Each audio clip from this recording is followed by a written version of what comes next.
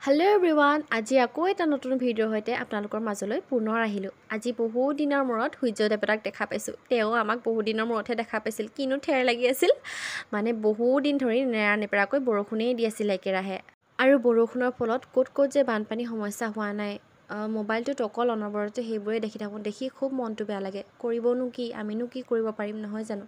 আৰু ৰ'দ দিয়া দেখি আজি মায়ে যিমানখিনি আচাৰ আছিলে চব উলিয়াই দিছে ৰ'দত। বহুদিন ধৰি যিহেতু দিব পৰা নাছিল, ইয়াত জলকীয়া আচাৰ, তাৰ পাছতে আমৰ আচাৰ, এইখিনি হ'ল আকৌ ঔটেঙাৰ আচাৰ, আৰু এইখিনি হ'ল জলফাইৰ আচাৰ, আকৌ সৌখিনি ভোট জলকীয়া দেই। তাৰ পাছতে মানুহজন টাউনলৈ গৈছিল, তেওঁ আনিলে এয়া ৰেডিমেড পাৰাঠাটো, তাকে সেকিলোঁ টাৱাত দি গৰম কৰি। তাৰ পাছতে এয়া হ'ল মই তিয়ঁহৰ চব্জি বনাইছিলোঁ। ৰুটিৰ লগত তিয়ঁহৰ ভাজি খাই কেনেকুৱা পায় বাৰু আপোনালোকে? আমাৰ ঘৰৰ গোটেইকেইটাই বৰ ভাল পাওঁ। সেইবাবে মই তিয়ঁহ আছিল, তিয়ঁহকে ভাজিলোঁ ভালদৰে। তাৰপৰা মানুহজনক ক'লোঁ, আপুনি বোলো এইকেইটাকে সেকি দিয়ক অকণমান। তাৰপিছত তেওঁ গৰম কৰিলে টাৱাখন পাতি, আৰু পুৱাৰ চাহকাপ এয়া খাই ল'লোঁ। তিয়ঁহ আৰু ৰুটিৰ সৈতে গাখীৰ চাহ বনালোঁ, খাই লৈ আৰু তেওঁ ওলাই যাবলৈ লৈছিল দেখিছেনে, বেটাই যাবলৈ নিদিয়ে, সেইবাবে আকৌ ঘূৰি আহিছে ভিতৰলৈ। তাৰপৰা আকৌ মই দুপৰীয়া সাজত আজি বনাইছিলোঁ এয়া চেনি পুঠি আৰু সৰিয়হ। আজিলৈ ইমানেই দেই।